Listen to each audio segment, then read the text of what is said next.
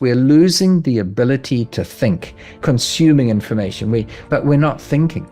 We've stopped becoming creative. And my biggest fear for the new generation coming through is that they're not thinkers, they're not innovators, they're just absorbers of information, consumers. Hello and welcome to the Regenerative Design Podcast. I'm your host, Mathieu Mehuis, and in this show, I interview the leading authorities in the world of regenerative practices. People who do good and do well. Are you a person that cares about your environment and our planet? Are you a person that wants to leave the planet to our children to be something that we can be truly proud of? Something to enjoy for many generations to come. But are you also a person that believes we can do all of this and do good in business? Well, I have really good news for you. You're here listening to the podcast that is all about making our planet a better place and making your business more successful. Enjoy the show. Hello and welcome to another episode of the Regenerative Design Podcast. Today we have a super special guest. It's none other than Dolf De Roos. And Dolf De Roos is a real estate expert. He's in the top 20 real estate teachers in the world. So I'm very excited to have Dolf on the show. He's also an award-winning author. He has written numerous books on real estate. And today I really want to dive deep together with Dolf about how we can actually use the power of real estate to create a better world. So also stay tuned because we're actually going to make it more interactive. When you're driving in your car, you should keep listening to it on audio, but you can also watch it on YouTube, and we'll actually be sharing some projects and some ideas so we can make it more visual. I just wanted to start with saying that. And yeah, first of all, Dolf, welcome to the show. I'm super excited to have you here. How are you doing today? Well, thank you very much. It's my absolute pleasure. It's good to see you again. We go back a little way and we share some interesting things which we might get into, including geography. So yeah, no, it's my pleasure to be here. I'm looking forward to it. Yeah, thank you for mentioning that as well. I'm actually, I've taken a course from Dolf, which was amazing. It was mind-blowing and it opened up for me so many ideas of how to combine landscape architecture with real estate and real estate development. So I'm super excited about what I've already learned from Dolf. So also great to have you on my podcast. But Dolf, let's go a bit back in history where you were closer geographically to where I'm also from. Like how did everything start? How did you get into real estate? Oh my gosh, that's sort of not a simple thing to answer. But, you know, I've got a mixed background. The shared geography, as you spent, obviously, raised in Belgium. And my parents originally were from Holland. But then, you know, when they were young, just married back, this is 70 years ago, they emigrated like a lot of Dutch people did to Indonesia.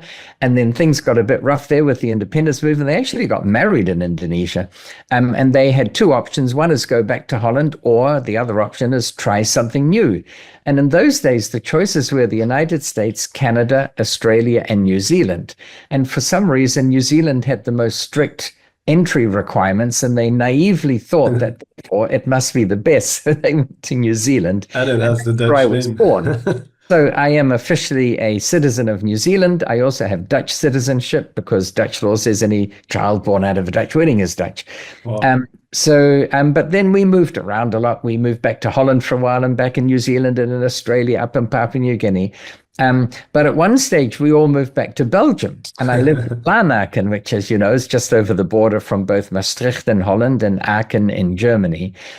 So I spent quite a bit of time in Belgium and really liked the culture there. In fact, I like just about everything about it except for real estate, because for some reason the rules are quite onerous, taxes are quite high, transfer taxes are quite high, as you know.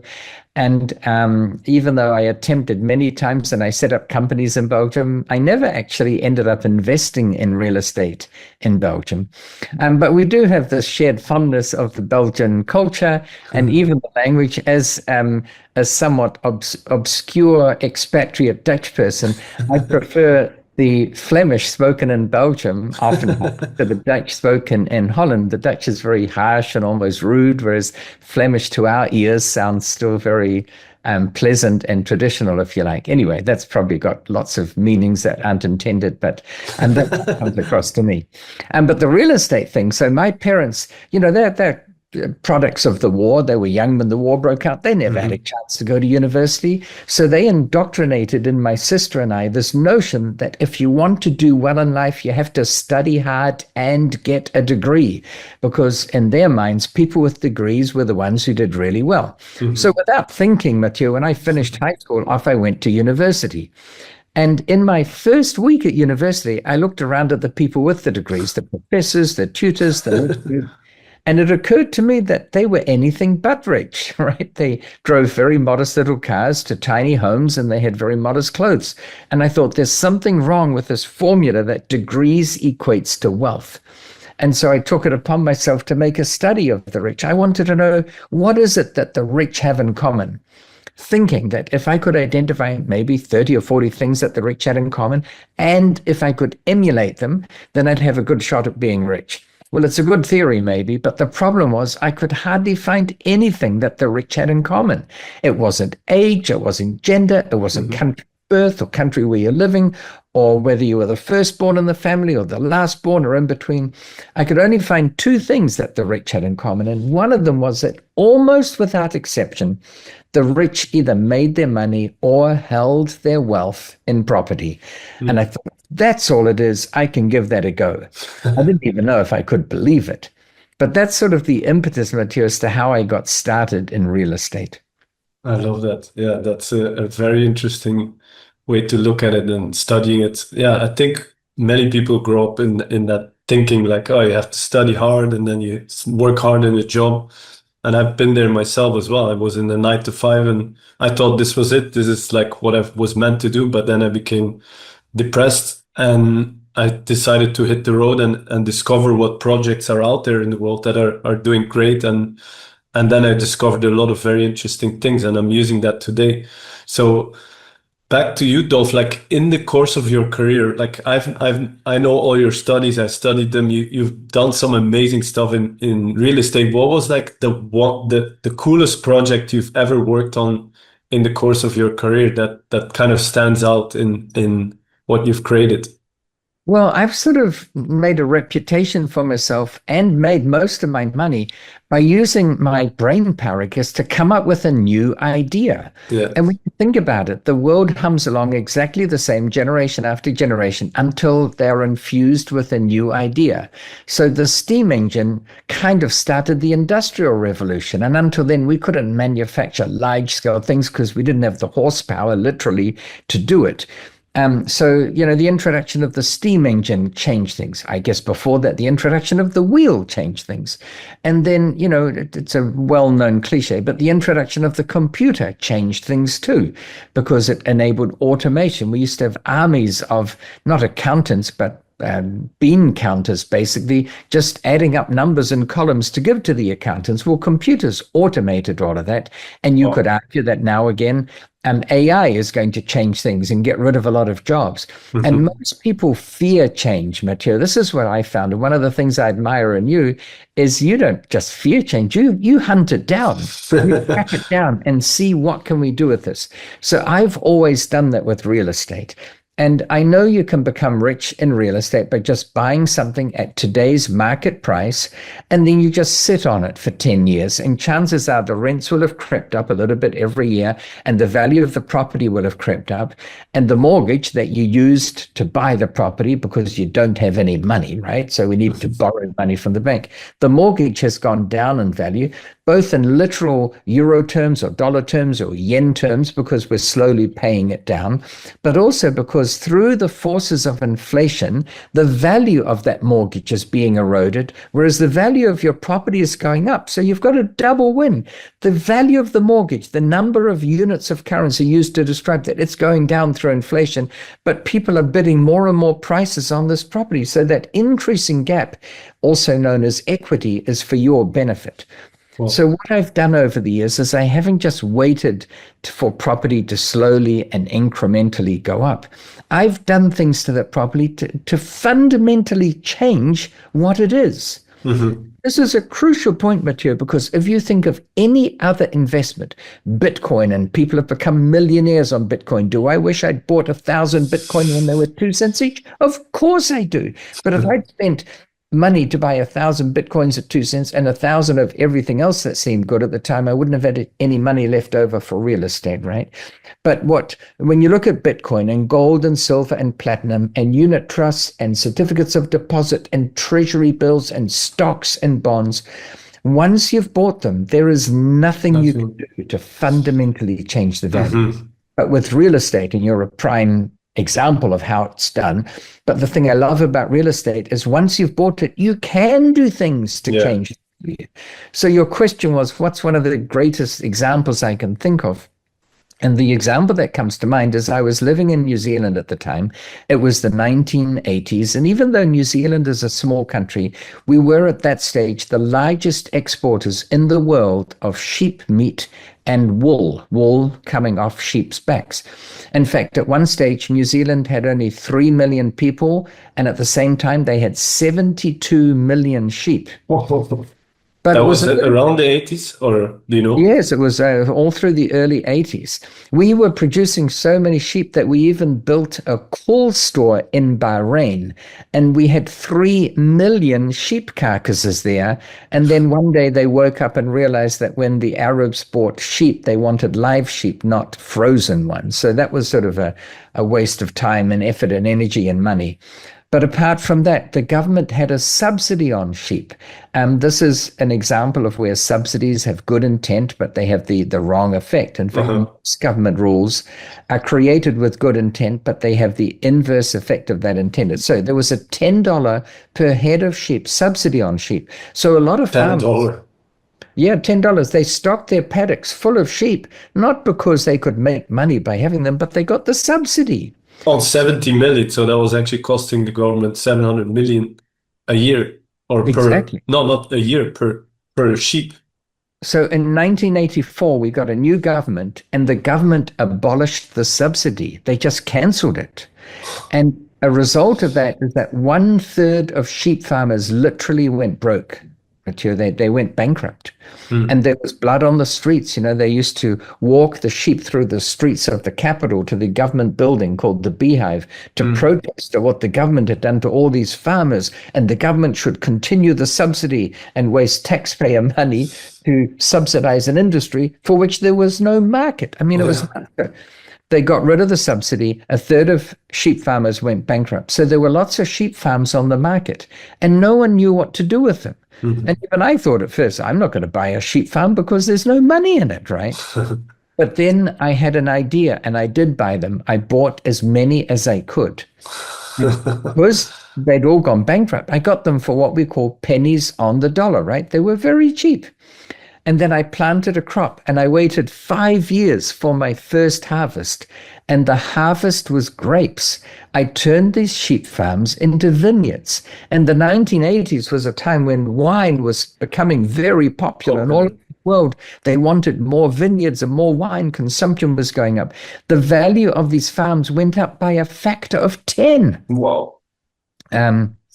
And, you know, later on, I can pull up some photos of that, of the sheep farm. So it's an example of fundamentally changing the value of the real estate that you're working with. And you don't need to do it by, you know, bulldozing the paddocks flat and planting crops and all that. You might have a commercial premise, and the tenant might be a thrift store. You know what I mean by that? A Goodwill store where people donate things they don't want anymore, and then others sell them, and the money goes to charity. And let's say they're paying, you know, 100 euros a square meter. And it's not a very good business. It's not very profitable. And the tenant, the thrift store, doesn't even know if they want to continue. And then in the meantime, you've got a coffee shop chain. It could be an international chain like Starbucks, or it could be a local Portuguese chain or Belgian chain or Dutch chain or French chain, but they want to rent. And the going rent on coffee shops, depending on where, of course, but it might be 200 euros a square meter. So by replacing the tenant paying 100 euros a square meter, the thrift shop, with a coffee shop paying 200 euros a square meter, any bank and any valuer or appraiser would say the value of that commercial building has just doubled. Because many people find this hard to believe, but the value of a commercial building is literally a multiple of the rental income that it generates. Yes, so if you and I can figure out a way of doubling the rental, we've doubled the value. So there are many things you can do to real estate to massively increase the value. And you mentioned I've written a few books. I think I've written 23 books, and I've kind of but one of them has this title, and it's the longest title on Amazon. It's called 101 Ways to Massively Increase the Value of Your Real Estate Without Spending Much Money. Yes. So it's not just that there are two examples. You turn bankrupt sheep farms into vineyards and you turn thrift stores into coffee shops. It's not as if they're the only two things you can do. I wrote this book with 101 ideas. And by the way, was it easy to come up with 101 ideas? No, it was tough. It was tough to limit it to 101 because there are so many more, That's amazing. Yeah, I love your energy. I love your story, like the amount of enthusiasm you have to doing it, and just like it sounds like as if you would just grab everybody and like get into real estate, do something amazing, create value for the world. And the beautiful part is like, okay, you're getting richer as a person as well, but you're also helping people. Like that coffee shop that didn't have a place, now they have an amazing place.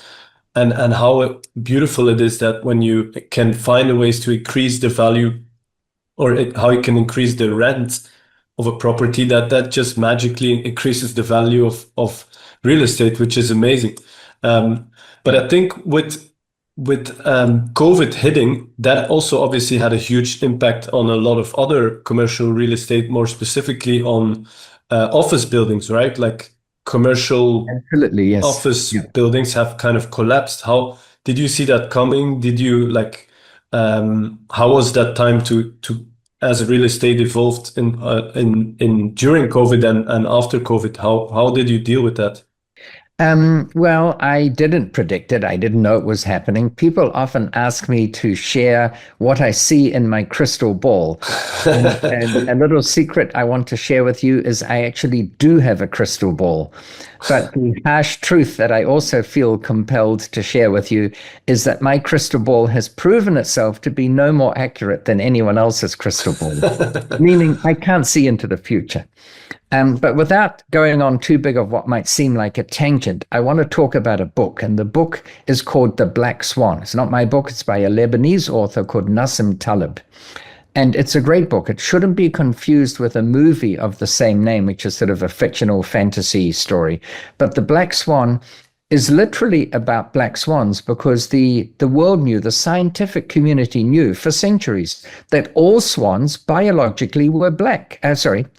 I've goofed it, but all swans were white, right? You've White. seen it at Swan Lake and Tchaikovsky's Swan Lake, you see white swans. So all swans are white. Everyone knows that. And then somewhere around 1868, 1869, these explorers were crossing the outback of Australia, crossing the desert by camelback, and they came across black swans. Now, the whole world knew that black swans didn't exist, and here they had proof that they did. So the scientific community had to rethink their theories on why all swans were white, because now we have evidence that they're not. There are, in fact, black swans. So Nassim Taleb, the author, uses the word black swan to signify something that you don't expect to happen, and then it happens anyway. And it could be something that you do expect is going to happen. It's going to rain this week, and then for some reason it doesn't. So it's an unexpected event.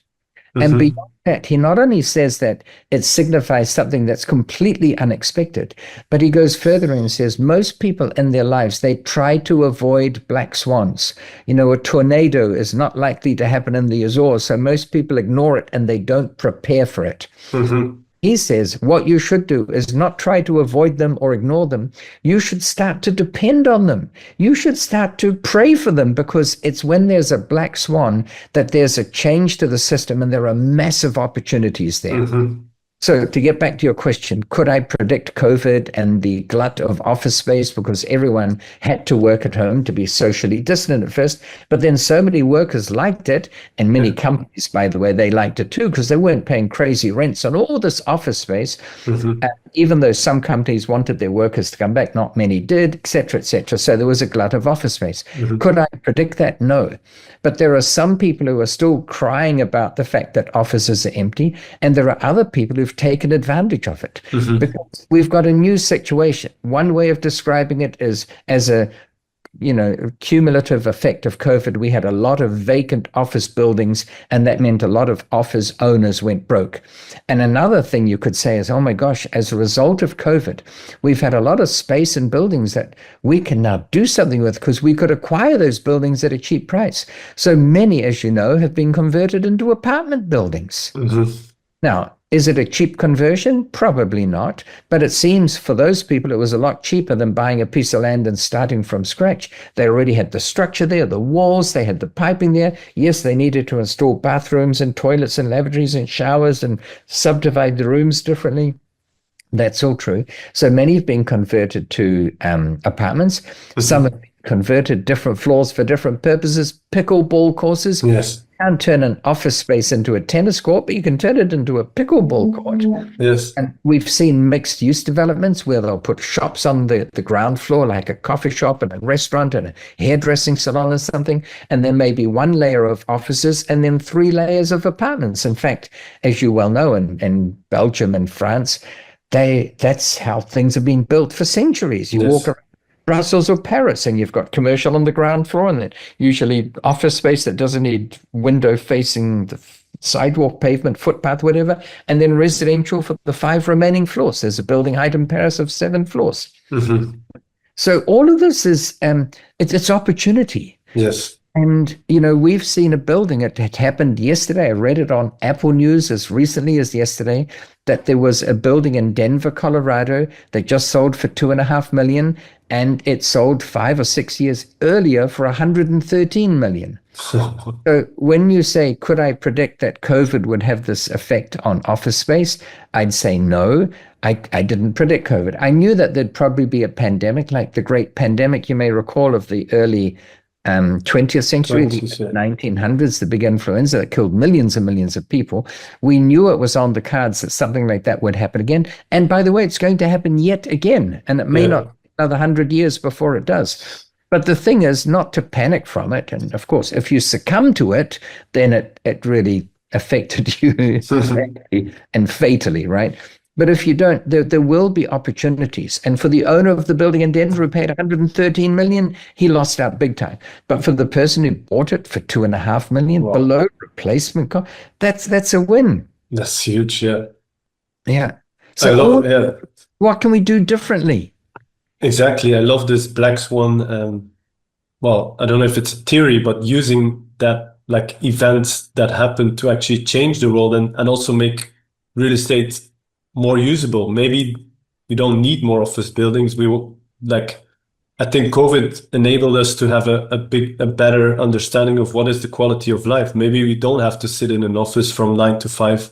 Exactly. And then we can rather have office buildings where you're going to work maybe 1 or 2 times a week, and then when you finish, you go play pickleball with your colleagues just 1 floor down. Or there's other things happening, or even an indoor garden.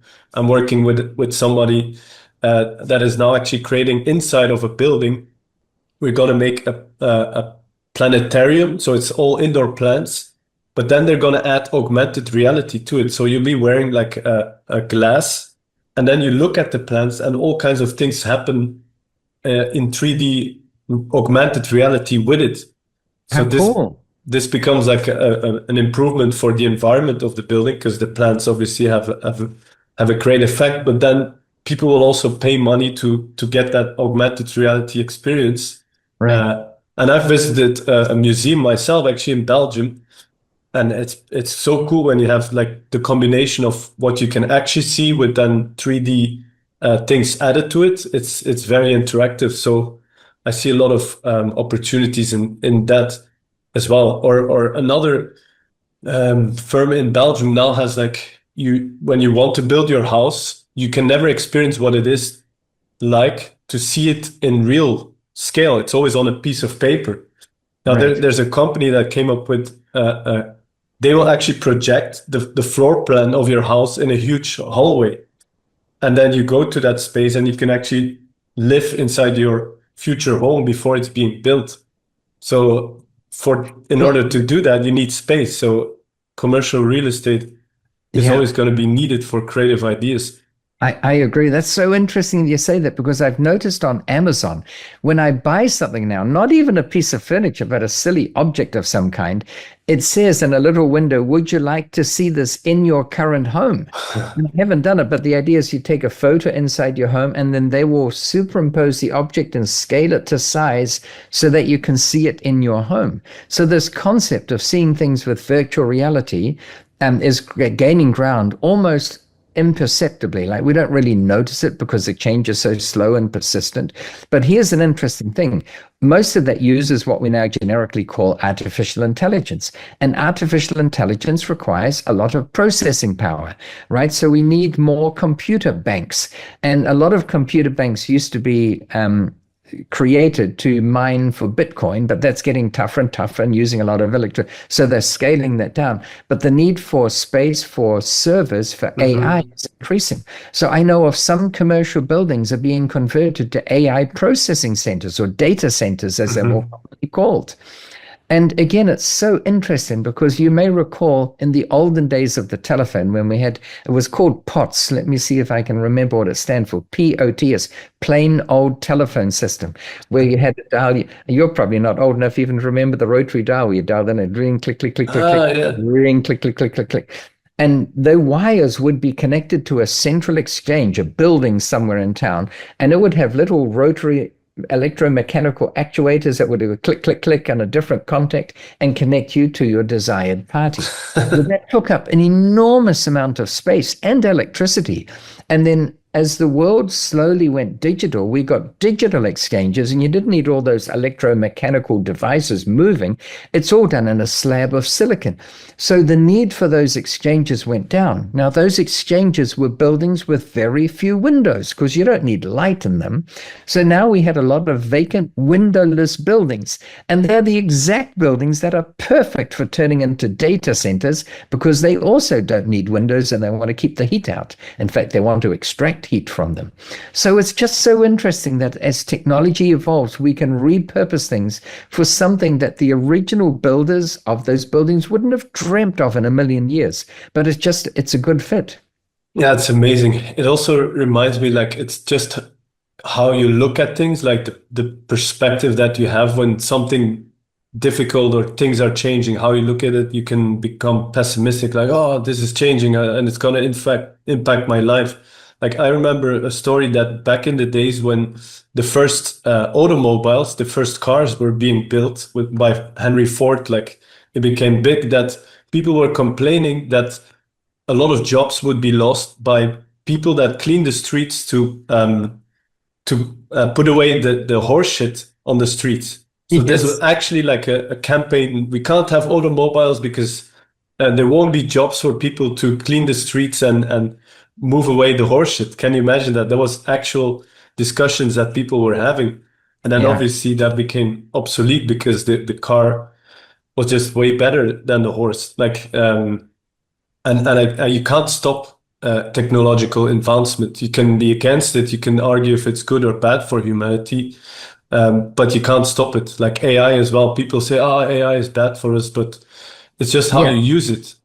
Right. And we can try and influence it. I'll give you a real life practical example. So, I created these vineyards. I told you about that just now on this call. But the interesting thing, and I'm almost embarrassed to admit this because it's not socially popular to have this physical anomaly, but I don't like wine. I don't drink it. Even though at one stage I was producing 25 tons a year, I never had a crate of it shipped to my home so that I could tell my friend, this is from my own vineyard. Would you like it? I just don't like it. It tastes to me like vinegar. I'd rather have a glass of mango juice or water. But having said that, I do happen to like coffee, right? A bit of a coffee connoisseur. And fortunately for me, as my life has evolved, it's also the same period of time in the history of humankind that coffee has become more popular. Because I'm telling you, when my parents arrived in New Zealand, there was no such thing as a coffee shop. People drank tea. It's a very British thing. You have tea, and they had pubs for beer, no wine. So coffee shops have become more popular, and I've been a big proponent of putting coffee shops into commercial premises. I gave the example of a thrift store to a coffee shop. I've started a lot of coffee shops. I got in tenants in there. And an interesting tangent, and I go on so many tangents when I speak, but here that I sometimes forget what I was talking about. But anyway, here's the tangent. I once had a piece of real estate, commercial real estate, that I thought would be ideal for a coffee shop. So I advertised it as such. And after 3 months, I couldn't get a single person to take on a lease to start a coffee shop. And I thought, you know what? I'll start it myself. So I spent about $25,000. It was in the US dollars, so about 25,000 euros, to buy the furniture and the crockery and the cutlery and the barista machine, the coffee machine. Yeah, those are expensive. A fridge and all the things you need. And I started it. And you're standing in the cafe?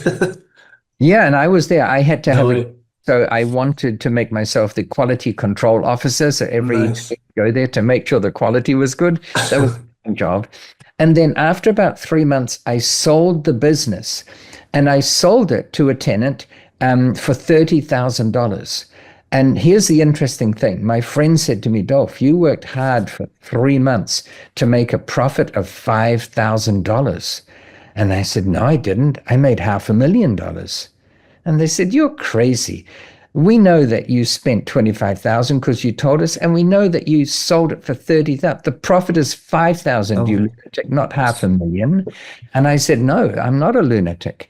Before I had a vacant premise, and now I've got a tenant who's paying $50,000 a year in rent. And remember, I said a moment ago, the value of a commercial property is a multiple of its rental income. How much is the multiple usually? Well, the cap rates at the time were 10%. So that 50,000 divided by 10% is $500,000. I increased the value of that property by $500,000 by having a tenant who was willing to pay $50,000 a year. And the pretext was putting a coffee shop in there.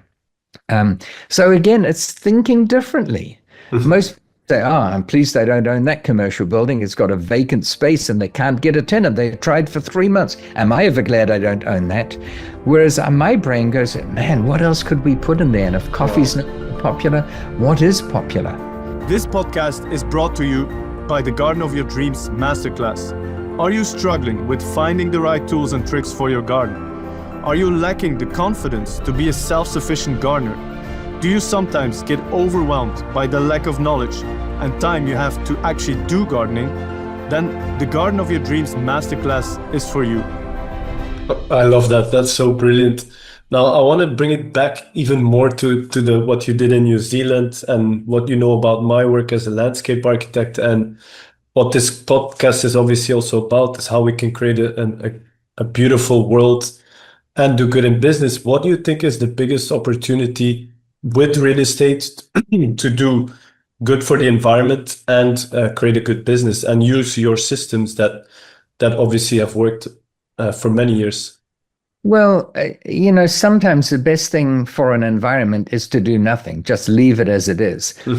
I read this week about some rich, I think he was a Canadian, and he is obviously a gazillionaire, but he spent several $100 million buying, I think it was 114,000 hectares of land in the Amazon jungle.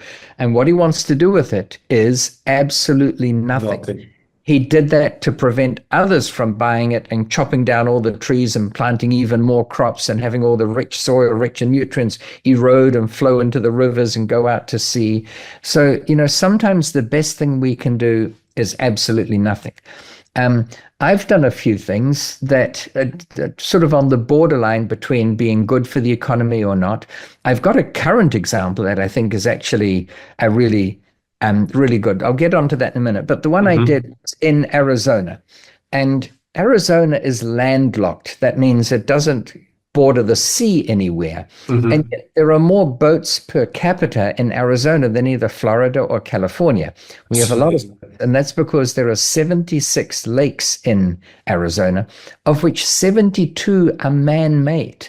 Wow. And so I had the situation where I had 168 acres. I know the numbers in acres because America, for some reason that I can't understand, even having lived there for a couple of decades, is they haven't made the jump to the metric system. It's very confusing. France went metric with the revolution in 1789. The Netherlands followed in 1820. Mexico, America's so-called poor neighbor to the south, they went metric in 1840. And America is still struggling to go metric. Anyway, 168 acres. So to give it perspective, that's probably around 70 hectares, roughly, to give you. And no one knew what to do with it. So I started digging a hole. It was a big hole because I had 24 earth-moving machines, scrapers and dumpsters and all that. And they worked 3 shifts every day, 3 8-hour shifts, so 24 hours a day. Wow. And they spent 3 months digging the hole. And when they finished digging it, then I started filling the hole with water. Maybe I should show. I can. That would be awesome to see that. Yeah, I'll see if I can find the spot. Oh, yes, here it is. And if I share this, see that, and maybe I go play. Can you see this on a big screen? Yes, perfect.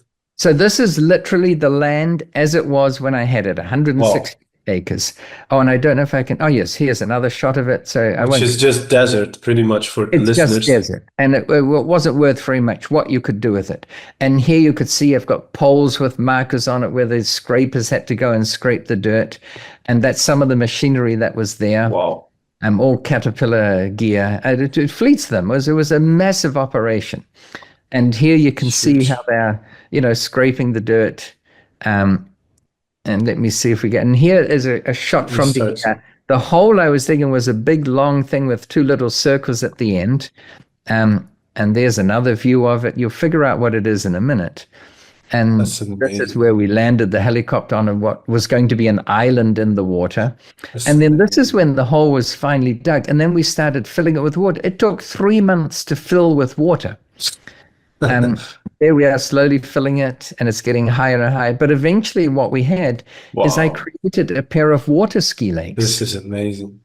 And, houses on the side, the poles you could see where you can still, I can't get my pointer to work on the screen. But anyway, we had jetties there. And it's a water ski park. So people who live there, they can have their boat and you put a flag up, you want to go water skiing, and everyone gets 15 minutes to race up and down the lake and then turn around the island. And so, would it have been better leaving the desert as desert? Maybe, but if you I have to disagree, because you regenerated the desert. Now there's trees growing. Exactly. It's better off than it was before, I can tell you that. Exactly. And the thing is that we do lose water to evaporation. In fact, it gets so hot, we can lose up to a couple of centimeters a day. A day, yeah. We have a lot of aquifers underground, and we didn't have to buy water from anywhere or get it from anywhere or truck it in or flow it in through pipes. We just tapped into our own aquifer underground. Wow. So anyway, I think that's the last one. Oh, no, there's another shot. Jesus, but that's one thing we did there. But then, I want to talk about another project that I'm involved with kind of now. I don't know how I get. Oh, now I've got my mouse back. Well, here, while I've got it, these ones here, because I talked about the vineyards, I didn't realize they were coming next. So I'll show some on those too. So this is the kind of a territory in New Zealand. It's beautiful in New Zealand. I mean, geologically, it's stunning. But this is where I converted these sheep farms into vineyards. And here you can see the rows of vines of grapes. Wow. And then I learned a lot about winemaking that I didn't know. I learned why we have rose bushes at the end of each line of grapevines. And they're like the canary in the coal mine, where if there's any disease that could affect the it manifests in the roses much more quickly, so you can take action more quickly. Exactly. And yeah, you can tell it's a little while ago.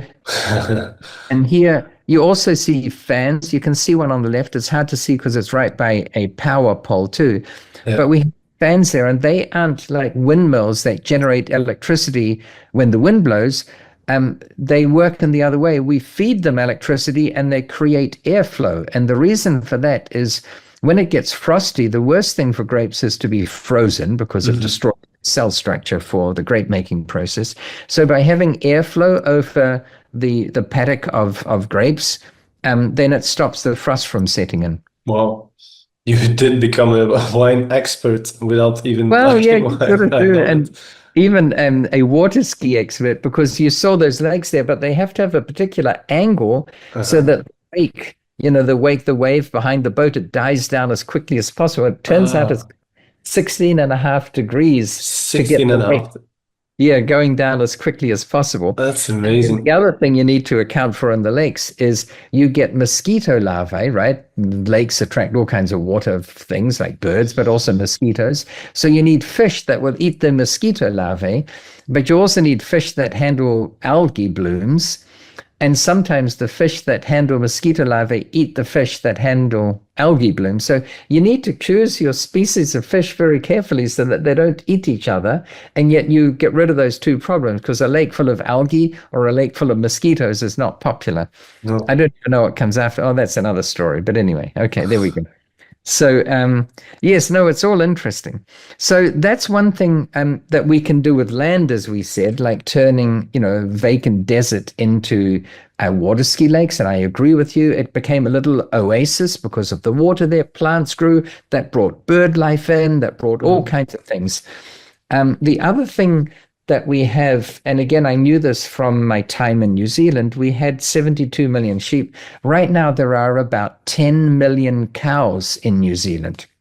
And I didn't think much about cow farming. I did have a commercial building in New Zealand, and one of my tenants was what's called the Dairy Farmers Association. So this is a loose grouping representing all the dairy farmers, and they were big industry, but I didn't think about it. And then my background material, you probably know, is electrical engineering. I ended up doing a PhD in that, and I worked on some fun high-tech projects. And I spend a bit of my time doing technology transfer. I help people with a brilliant invention be able to take it to the world and sell it. And I was approached through people who had this Polish inventor.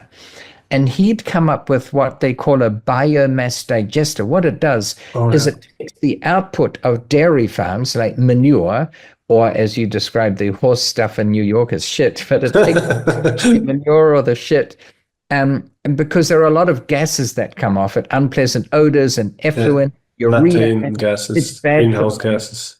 So he processes that and turns it into both electricity, which you can then sell, and high-grade methane. Wow. So I started inquiring about this, and I happened to be down in New Zealand in November, and I stopped by and saw a friend of mine. I've known him for 20 or 30 years, and he's a dairy farmer. And I said, I'm just curious, what prevents you from increasing the size of your herd, your dairy herd? And he said, well, interesting. You'd think it'd be the rate at which we can grow grass, but it's got nothing to do with it. The size of our herd is dependent on how much effluent we produce. And the government comes around and monitors that regularly. And depending on how much urea you're putting onto the land and other things, that they tell you how many cows you can have. I said, what if we could have a machine that takes that effluent and processes it into three things? One is electricity, one is methane, and one is water that you can spread on your farm. He said, well, that would be brilliant. We could increase the size of our farm. He said, but it's even more interesting than that. There are many farms here that are sheep farms still, but they're not very profitable, but they aren't allowed to convert them because there's already a saturation of urea and other dairy byproducts. He said, if that machine truly would work, then we could buy those farms. And in New Zealand, they're going for about 40,000 New Zealand dollars per hectare. Forget what the exchange rate is of the New Zealand dollar, it doesn't matter. 40,000 units. And by turning them from sheep farms to dairy farms, they'd be worth $65,000 per hectare. If this machine works and we can generate electricity and methane and sell it and run it profitably, and we buy 1,000-hectare farm, which would be $40 million, and turn it into $65 million, isn't that a way of making $25 million by applying an idea that we've been told about in a different geographic region? And getting back to the land would be better off for it because there'd be less of this horrible effluent that's really a problem for the land. That's a brilliant idea. I love that. And that's actually connected to farming, which I grew up on a farm, and that makes a lot of sense to close cycles and reuse what people may think of as waste, which is actually a very valuable product, because actually back in the 1800s, the most valuable thing on a farm was the manure that was often stored in the middle of the farm, and they would protect it even by gates because people would steal it. So maybe we're going back to that in that sense, that we can create sustainable energy because it's there, and if we don't use it, it just evaporates. So turning it into methane makes a lot of sense. Having sustainable energy from while you're also producing high quality milk, because New Zealand, Ireland, and the Azores, of all places where I'm now, are the three best places on the planet to make milk, because Oh, the on the basis of what?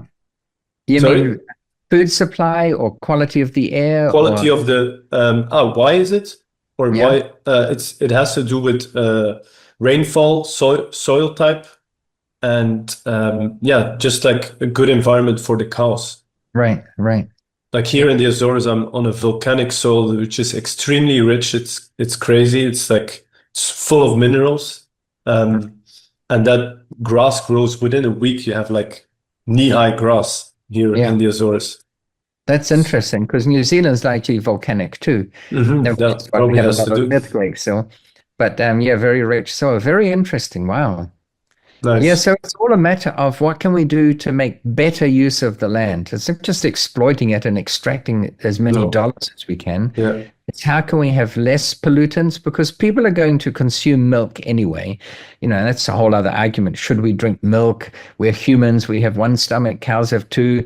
I don't want to get into that argument. If milk products are going to be used, then there will be cows. So how can we make our cow farms friendlier to the environment? Exactly. Yeah, and that's what you're doing. And I love that already just by asking you this main question, how can we use real estate? You've already come up with like numerous ideas. And I like all of the approaches because you could say, okay, I'm just going to focus on commercial real estate and optimizing that, making a lot of money. And then all the money that I make, I'm going to buy natural areas and I'm going to reforest them or reestablish it into nature. And I highly encourage people to do that because we need rich people that reinvest their money in the natural world because yeah, our planet needs it more than ever. But at the same time, if you want to get more creative, like you're also doing, is like, okay, we can look at solutions that actually have a positive impact directly, which is Right. related to farming, because farming is the biggest land use in the world. So if we can change farming, then it's going to have a massive impact on our environment as well. Right. No, I fully agree. Yeah. So yes, I'm always looking, Matteo, at what can we adapt or apply or do to make better use of this, to have, better use of resources. And that's why I love, I'm a technology geek, but coating buildings with panels that collect solar energy and convert it to electricity, not just solar panels that you put on the roof and hopefully out of sight, but they've got windows now that have some element of collecting energy, even though they're translucent, you can see through them. And I love that technology. Yes, there's so much interesting things it's all about being creative about like, okay, what can we improve? How can we do better? And using that to actually create value. Because there's also a huge misconception, I feel like, in the world is like, oh, if we want to save the planet, we're gonna have to live less well. We need to be taxed more. We need to like change our lifestyle. We need this is like the paradigm. Like either we have to live in like a luxurious life or we have to save the planet. Right. We can't have both, but we can actually have both just by the examples that you've given. There's so many opportunities to do something good for the planet and do really good in business. In fact, I strongly believe that the better it's for the environment, eventually the better it's actually going to be for the profitability of a project, especially on the medium to long term. So we have to dare to look further than just a couple of years. Yeah. Yeah. Yeah. And be ready for change, we're going full circle almost coming back to the black swan, but be ready for change because those who were early adopters and got some of the earliest solar panels out there, they're not very efficient anymore. So did they waste their money? Maybe not. I always think about it when I'm an early adopter, I'm contributing funds to the developers, which helps them spend money to find out what the next level of technology is. So it's good doing that. But even if you have to replace your solar panel, I've got some solar panels that I don't use to collect sunlight and convert it to electricity. I put them in front of these big windows because it's very hot in Arizona, and they're just used as solar screens. They stop the sun from getting in the house because they're blocking, they're not positioned well for collecting maximum electricity. They'd have to be on the roof facing the sun in the middle of the day. But they serve purposes that. That's okay. You can repurpose things. Yes. But always be thinking. And that's, to get off the topic a little bit of real estate, but it's still related. I'm lamenting the fact that even though we live in a better world and we've all got social media and we use social media, and I contribute to it. I'm on social media. I'm doing extraordinarily well. I'm getting as many views as normally people get when they have a different age from me. They're at the beginning of the life, not the end, and they have a different gender from me, and they're willing to have a bit of flesh, not so much as to be pornographic, but enough to be racy. I'm the complete opposite of all of those, and yet I'm blown away by how many views I'm getting. Yes. But the challenge I find with social media is we tend to scroll, we look at something and we look at it long enough to say, oh, I get it, that's funny, or I get it, but that's not funny, it's disgusting, or how could they do that, or how did they do that? And you scroll to the next one, and then the next one, and 4 hours will go by. And what's happening, Matteo, is it's training our brains to absorb information, and just long enough, do we understand it or not? Do we get the joke? But we don't ever put our phones down and say, let me think about that. How can I apply that in my life? My point is we're losing the ability to think. Every waking moment is now consuming information. We watch a rerun on Netflix of something we've seen twice already, and somehow we justify watching it again. We know when the jokes are coming. We know what the joke is. We even laugh again, but we're not thinking. We've stopped becoming creative. And my biggest fear for the new generation coming through is that they're not thinkers, they're not innovators, they're just absorbers of information, consumers. That's why what you're doing, and even, this podcast, for instance, and spreading the message about what you want to do and better use of land and more sustainability and regenerative, and it's so good. It's forcing people to think. So I applaud what you do and support what you do.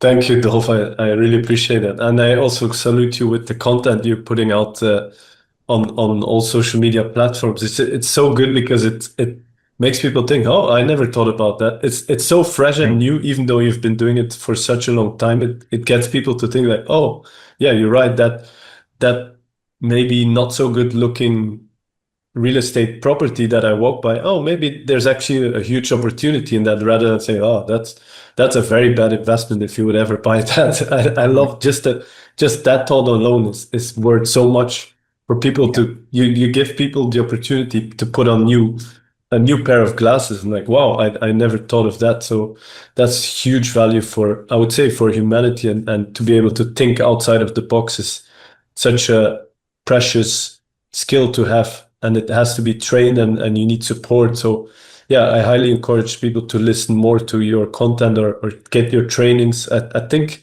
I'm curious, is that still up? Can people still find that online? And how can they actually find out more about what you do and how they can get more training from you?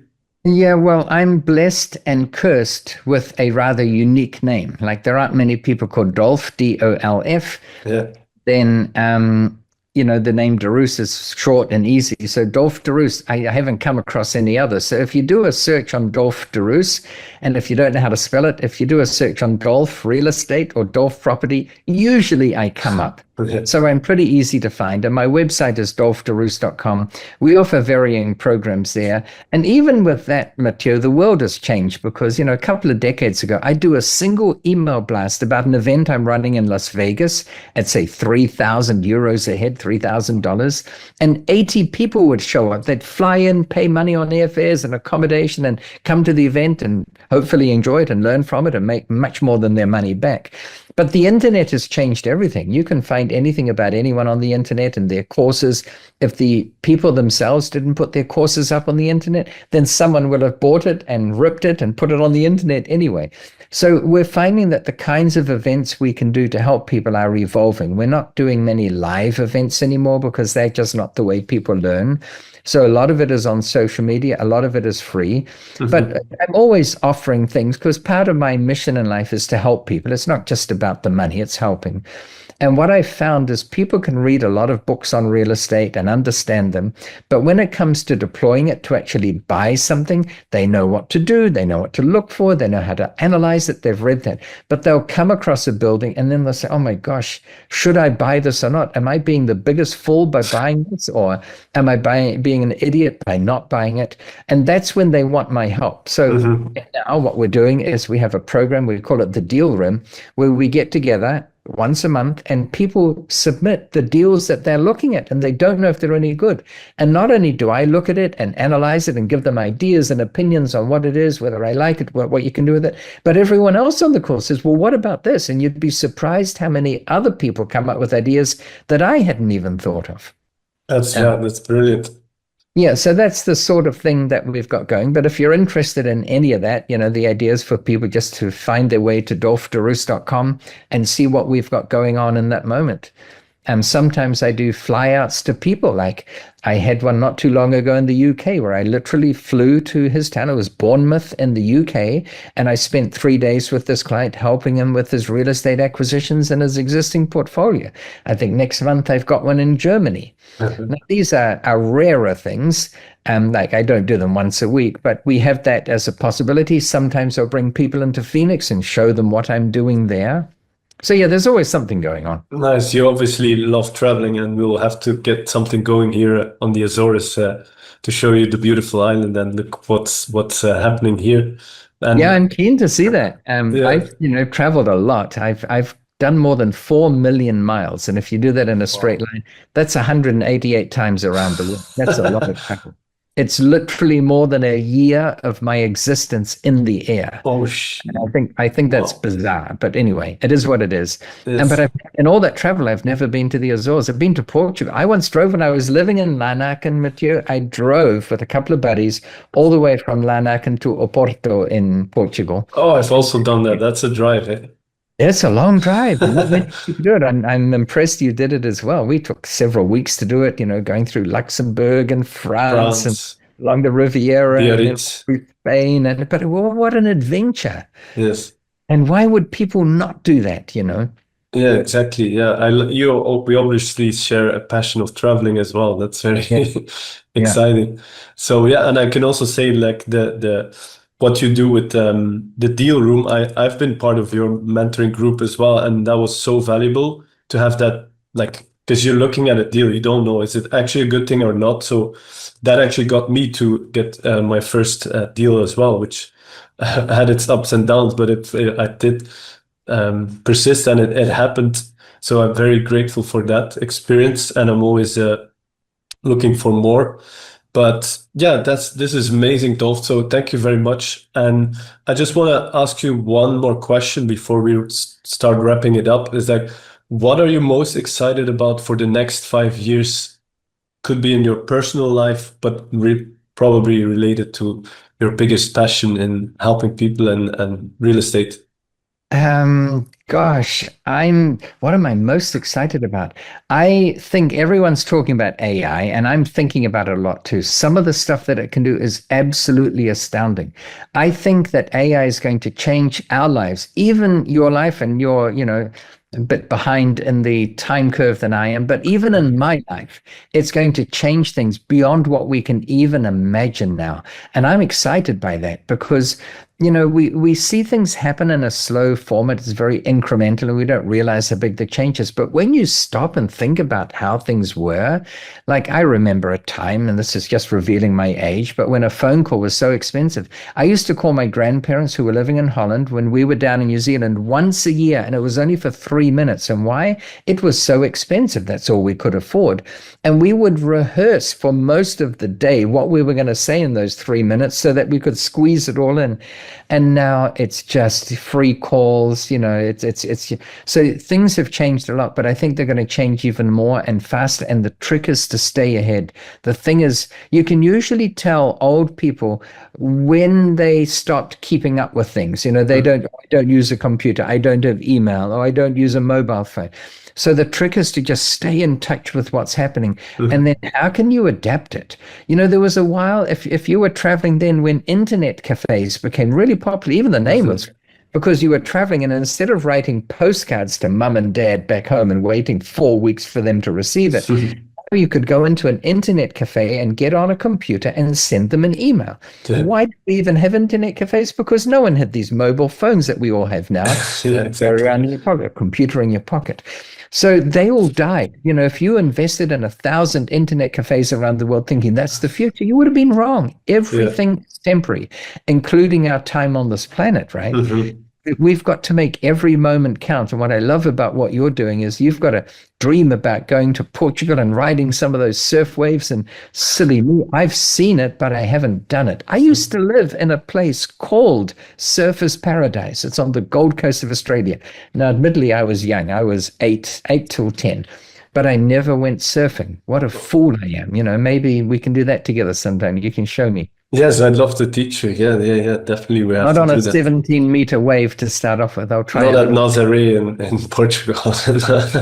Have you heard of that? That's the biggest wave in the world. I have, yeah. I've watched So- that. I mean, that I'd love to get to that level, but I also know if you do something wrong, it could pummel you. Yeah, But yeah. I use surfing in my analogy, and I've said, you know, in life, often it's a bit like surfing. If you're a bit behind the trend and you're 1 foot behind that wave and you're trying to catch the wave, you'll paddle like crazy, you'll struggle and you'll exhaust yourself and you'll never catch that wave. But if you're 1 foot ahead of the wave, you saw it coming, you did your homework, you got into position and you got up on your board, you can ride that wave all the way in. And not only that, you can stand there and enjoy the view and enjoy the process. So the irony is, and I'm admitting this to you, is that I've used the analogy of surfing and saying, get up there and do stuff when I haven't actually been surfing. So maybe there's something we could do together someday. Yes, I'd love to. I'd love to teach you that. And I think, Dolf, on that note, I want to thank you from the depth of my heart for taking the time to come on my podcast and share your amazing knowledge, your enthusiasm, the value you've already created, and the fact that you're like not slowing down at all. You're just like pushing the throttle even more just to inspire more people, to help more people. So thank you very much for doing that. It's worked with me, so I'm very excited about the future and where this is going. Well, thank you. Very kind words. My absolute pleasure. Hope to see you again soon. And thank you for the opportunity. Thank you, Dolf. Bye.